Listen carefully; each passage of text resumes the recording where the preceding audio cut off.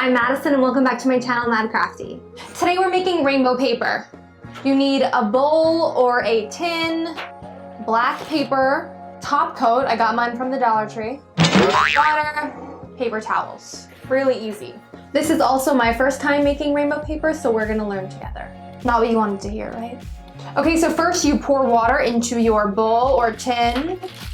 Done. Make sure your paper can fit into your bowl or your tray, and if it doesn't, definitely cut it. When you make rainbow paper, you have to work really quickly. It will not turn out perfect every time. Maybe it will never turn out perfect, but perfect is boring, so whatever.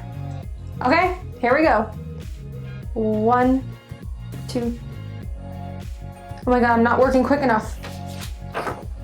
In. What does it look like? Nothing, it looks like nothing. So there's kind of this like film on top, so you want to take a popsicle stick and pick it up before you start again. That's what's supposed to go onto the paper to make it rainbowish. Let's try again. So you're just dripping or pouring the top coat, base coat, clear coat in. You can kind of see it at the top. It's very quick.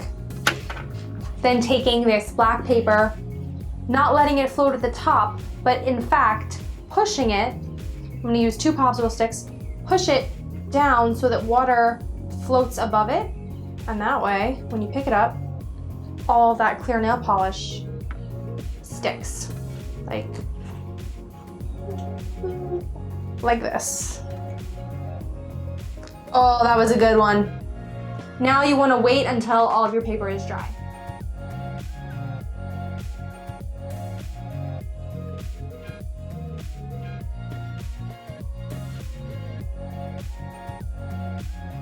Okay, I highly recommend making your rainbow paper outside or in a room where there's ventilation, windows, because this stuff smells like a nail salon.